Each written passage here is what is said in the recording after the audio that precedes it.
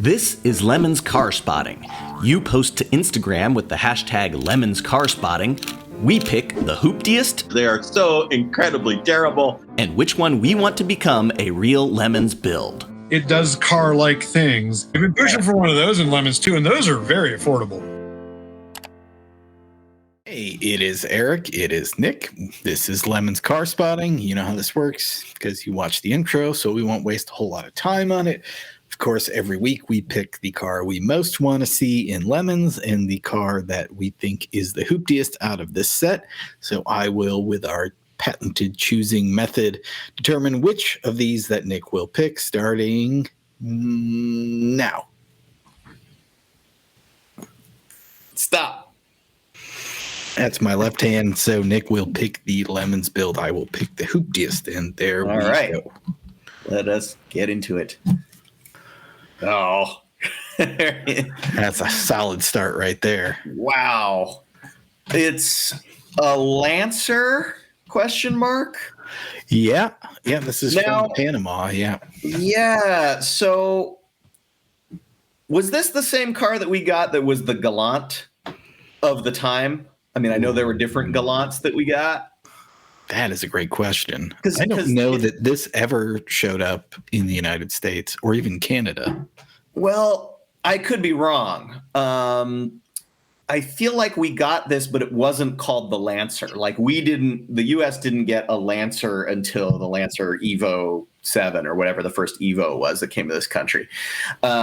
We had the Galant and the Galant VR4, which some people consider to be the first Evo, the Evo 0. And I felt like it was based on this body, this era body. I have no idea. If you know about a early 90s Mitsubishi product lineup and in global markets and how they differed from one another, please post it down in the comments. Yeah, I do know we got the Eagle Summit, but I believe that was a Mirage. So. Indeed. Yeah, this is kind of the mid-size one. Well, you're a 4G63 away from dominating a race, or so says the internet, I'm sure.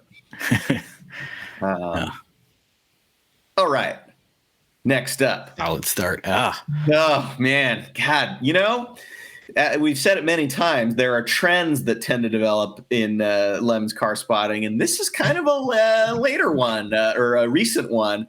The Chrysler New Yorker or whatever this is with the sort of, it's not even a half Landau roof. It's like a quarter Landau. Yeah, it's like an opera roof covering is what it is. Yeah, man. Well, they've done the neighborhood a favor by bricking the front tires. So that it's only causing them problems for the time being. I love that they are that concerned about the parking pole that they decided it needed to be bricked. That's pretty solid. Yeah. Well, that's one of those things I feel like is maybe a red flag to your car ownership. Like if you have to brick something, not for the purposes of temporary safety, like you're working under the car or whatever. But like, I don't want it in 5 years from now to roll out into the street. Maybe consider just getting rid of it right at that point. Because I think so. Once it gets to the bricked in the driveway stage, it's never coming back to being a driving car. Here's an interesting thing to think about with this car is, we talk occasionally about what a good 3-box shape looks like. And we talk about the Datsun 510. You talk about the Volvo 240. Yeah. They tried to do that, but they somehow Chryslered it, and it just looks completely wrong. I don't know if the greenhouse is too big or what. That's the thing. Like the 3-box design is what you draw as a car when you're 5 years old. Right. But with some exceptions, I certainly was not an exception. If you're a 5-year-old drawing a car and you draw it like a 3-box and you're like, yeah, it's a Datsun 510, it doesn't actually look like a Datsun 510 or even a Volvo 240. Like there are certain details and proportions that they got right, even within the constraints of it being totally square, that makes it look cool.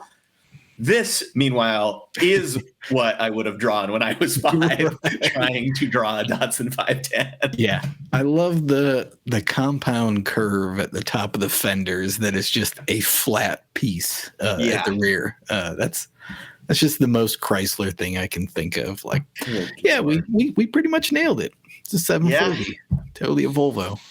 Boy. Well, there you go. All right. Oh, man. Yeah.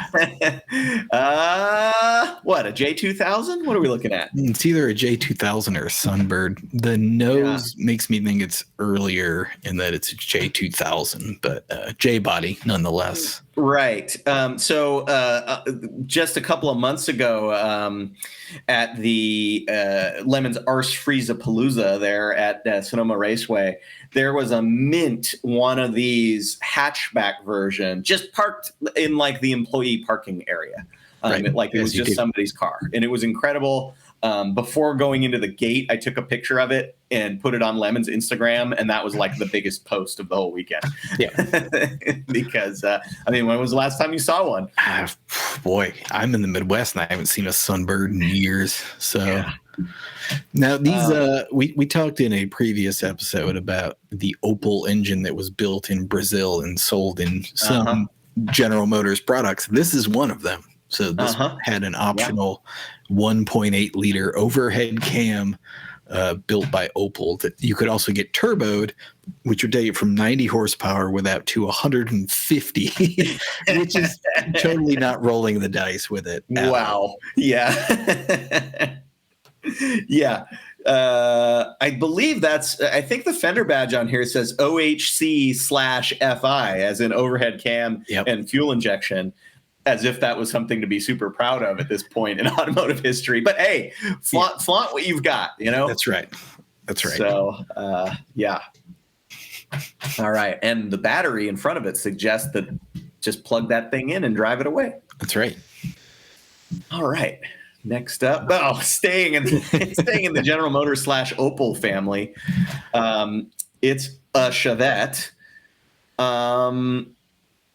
Boy, we've got a lot of these on Lemon's Car Spotting. You know, it's one of those cars that, on the one hand, I don't think I've seen recently. On the other hand, shows up in Lemon's Car Spotting quite a bit. Yeah, it's a car that stands out. Also, should point out in the background a mint U-body minivan. Yeah, that's a transport or similar. Yeah. Boy, the Chevette. The kind of guy who bought a Chevette new, there were kind of like two buyers, right? There was the guy who is cheap and is beating the system by spending no dollars on a car, also known as a current Suzuki owner. And then there's, the person who bought it as totally disposable car and got rid of it in 3 years. Right. The beating the system guy probably still driving the car around. So, well, no, because he died at the end of falling down. He got shot and fell off the Santa Monica Pier, so he's not driving it anymore. Maybe there's other people like him that have beat the system and are still driving it. Yeah, somehow we haven't had the defense Chevette Lemons. I don't know how that's even possible. The Chevettes we have had are notable. There's the "Why would you do that?" racing Chevette that races in Colorado that has a 16-valve turbo Volvo swap.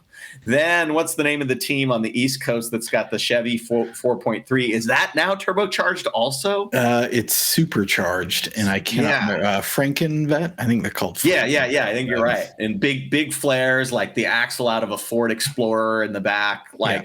Totally, both of those cars are like the classic, like they need the spreadsheet of the 400 different vehicles that parts came off of. And there's snowmobile parts and washing machine parts on there. And they have, the bearing for this is from a bicycle. There's a third one that the guy runs a Corvette now. So this one's been sitting, but it has an entire front wheel drive Subaru drivetrain in the back.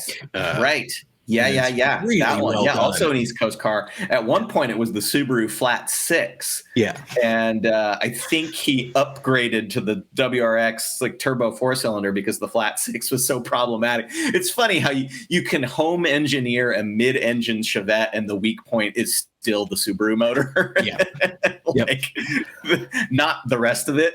I don't know. But, Chevette totally tailor-made for Lemons. And I know that there is a veteran Lemons team that is bringing a Chevette sometime in the near future as well. So Should be another Chevette soon. Yeah. Well, definitely sparks the creativity among our kind of people. I want to point out, by the way, because I'm occasionally a stickler for details and occasionally totally miss things, that this has 2 different sets of steelies, by the way. I noticed that, actually, because for whatever reason, the front set looks super sporty, and it's like, oh, yeah, like this dude is like doing stuff. And then the back set's like, nope. That's the super, very econo spec. And I don't know what makes that the case. I mean, obviously the shape of the little holes is different, but I don't know. It's weird. Very weird. All right, moving on. Oh, baby. It's a Colt. It's a Cricket, I think. Yeah. Oh, a Cricket. Good Lord. Well, now we're into, God, talk about needing a spreadsheet. We're into the Chrysler zone of, is it French? Is it a Mitsubishi? Like nobody knows where this thing might have come from. I believe, and it's fitting that this comes after a Chevette, by the way, because this was basically a slightly earlier version of the same kind of idea of, boy, we really don't know how to make an economy car. Maybe some property we're partnered with across the ocean knows how to do this. And I believe this car is a Hillman Avenger. I was gonna say the brand that I left out of my Mitsubishi Simca trifecta was the Roots Group. Yep. I think you're right. This is, really something. This is kind of a perfect Lemons car. Again, a car we have never had in Lemons, and it's totally tailor made for it. And they're all gone anyway. But it's a Roots Group product, which is the worst British set of brands. Worse than British Leyland. I don't know what the engine was in it. I'm sure it was a pushrod 4. They sold them here as the Plymouth Cricket. And there was the famous ad, trying to sell them to Americans that was, surprisingly roomy. And it was a family of very large human beings in a way that is no longer politically correct in any way, shape, or form, but really got the point across both of what people in the UK think of America, probably correctly, and also that, you could fit 4 fat people in one. I mean, it's one of those things where it's like, it was so on the nose that it was offensive, but also not inaccurate, Yeah. So, you can take umbrage with the truth. Sometimes that hurts the most. Yeah. It was really, the whole thing just challenged everybody's, sense of personal self-esteem. Should point out, if you could take it as a 400-pound Cricket buyer, then good for you. If you felt sensitive about it, then maybe that's something you got to work out. This thing has a lot going for it. It looks super clean inside to start with, but as far as such things go, but it is the absolute perfect color for a car like this. That avocado appliance, full on avocado green. Yeah. So great. And the engine bay looks completely empty, so you could put whatever you wanted in there. Yep. Whatever the hottest Hillman motor was at the time, race spec, we won't care. Yep. And I will spare you the Hillman Hunter Pycon story. We'll save that one for another day, but the Hillmans were sold in Iran until the 2000s. Same car. So, hey, staying in the same family. Oh boy. Well, it's been rear-ended by a train. Otherwise, perfect condition. Yeah, or by another Grand Cherokee. Right. Mismatched wheels. Totally stoved in, but the glass is good on the tailgate. Amazingly. Surely that's a replacement. And somewhere a boat trailer is missing its hitch. So. Yeah, a weird ass trailer. Yeah, like it's a receiver with a ball, but then another receiver. Yeah, I mean, I'm sure a real American who knows things about towing weird stuff will tell us exactly what that's for, but I can't quite picture it myself. I envision the owner of this not knowing actually anything about towing, but doing it anyway. Yeah. Well, it is very possible he got rear-ended by his own trailer. You know, now that you mention it, Yeah. that looks entirely like what happened. Yeah. Oh, boy. Well, all righty. What? Oh man, it's a Mercedes. Oh god, I don't know my Mercedes generations. It's a W1 something. 116, I think, maybe. 116 is the big boy, isn't it? Or maybe this is the big boy. I don't know. Who the hell knows? This has famously, these cars are like used as taxis in places other than here. Right. Europe, Africa, I feel like they're in Africa, I think to this day there are ones of this generation that are probably still being used as taxis. So I don't know if this paint scheme is an homage to that, or if it's just, the guy being snazzy, which, if it's that, hard to say he hasn't succeeded. Yeah, except for where it obviously got T-boned by something, and the rocker panel's still stoved in 3 inches. But the rest of these cars are built like tanks, famously. Yeah. So it'll probably be fine. I love the color keyed wheel covers as well. Yeah, that's really what makes the whole thing happen. Maybe it was sort of an independent taxi situation. I will say if you order an Uber and this shows up, maybe decide to travel a different way. I did have that happen with an Uber once. It was like 2014 Ford Focus, and it was like an 01 with dragging the exhaust, making all kinds of horrible noises. So, dude, nobody died. All right. Oh, there it is. Well, we've talked about this before. Boy, so this is, what is it? A Skylark N-body, I believe. I think it's an N-body, yeah. All right. See, I'm learning things from Lemon's Car Spotting that I didn't know previously. This one in particular looks to be about the highest trim level you could get, with the alloys and the two-tone with the racing stripe. It's kind of sweet looking. This is the you can see it just on the molding in front of the rear wheel that it's GS. So they made a Skylark Grand Sport, which is kind of hilarious. That's sweet. Which I think had the high output quad 4, maybe. Yeah, probably. Not really sure. Yeah. Well, I think these either you could get like the 3.1 V6, or a quad 4, but the quad 4 was the more powerful of the two, I believe. Right. Obviously, the hot ticket would be the 3800 supercharged. That would be a hell of a Lemons car. There you go. If you bring one of these, you can pretty much do whatever the hell you want to it. They're objectively horrible cars. And it's amazing this one exists at all. It has Transverse LS. What was the car that had the front wheel drive LS variant? The Grand Prix GXP. Yeah, you'll be good to go, man. Yeah. This is a 2-door too, which I don't think they sold very many of these. I think surely the GS was limited to the 2-door. I would imagine.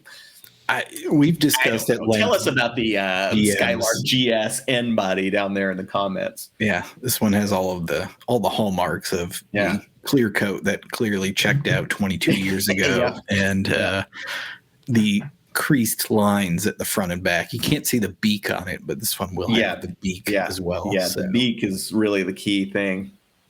Great Lemons car. In Decatur, Illinois, nonetheless, which makes a lot of sense. Yep, sure does. All right, penultimate entry. Oh, baby, Saab 96. Yeah, that looks like Mexico, kind of. Maybe. Or Southern California, yeah. Yeah, it's got sort of the desert, the sepia tones of a southern location. Both cars appear to have been sitting there for a minute. So. Yep. As is the Range Rover, but that's also to be expected. This is a later Saab 96, so same general body style to the ones that had the 3-cylinder 2-stroke, but this would have had a V4 in it. these are neat cars. I mean, they got a whole bunch of weird stuff happening, but the whole thing kind of works. I mean, the early ones are super cool. Like just the design is, I mean, it's like just the shape is so iconic. By the time they got to this point, it wasn't quite as cohesive because it had big weird taillights and bumpers and stuff, but still totally a cool car. We had a Saab 93 that won a Lemons rally a few years ago with a 2-stroke, and it was one of the hooptiest things that's ever showed up at a Lemons event anywhere. So yeah, well, Mike Harrell, famous Lemons racer and Lemons employee up there in the Pacific Northwest, he's got a couple of these, and he had a 2-stroke model. I don't know the difference between the 93 and the 96. Any case, he had a 2-stroke Lemons race car that he towed with a V4 Saab, or were they both 2-strokes? He might have towed the one 2-stroke with the other 2-stroke. Yeah, he towed with the big block V4 as you do. Yeah. Anyway, that was quite the display. And go figure. A Saab person has a lot of creativity. Yeah. All right, last car for the week. Oh. Wow. Oh man, what in the insane clown posse is happening? Oh wait, no, it's Spy versus Spy. Yeah. Wow. Now we actually have had a Spy versus Spy theme in Lemons. It was a 2-car team with identical black and white Mark I rabbits. And then they had the whole costumes and they were chasing each other around the whole weekend. It was pretty sweet. This is the gray on red on white Spy versus Spy theme. Yeah, you know that one. Boy, it's obviously hit something hard. Yeah, either that or it got parted out, for drugs. Well, I mean, the more you look at it, the better it gets. So it had a body kit on it, right? That got cleaned off. There appear to be cartoons along the side. I would assume different Spy versus Spy encounters. It's obviously you can see the set of Walmart wheels that it had on it. On the back, they've obviously put a Steely on the front to hold it in place. Boy, the seats appear to be maroon leather. Yeah. No, it was a Spy versus Spy Caravan show car, clearly. Yeah. This must have been a SEMA vehicle. It has all the hallmarks of it. Yeah. Oh man, we found the Chip Foose 2001 Caravan from SEMA.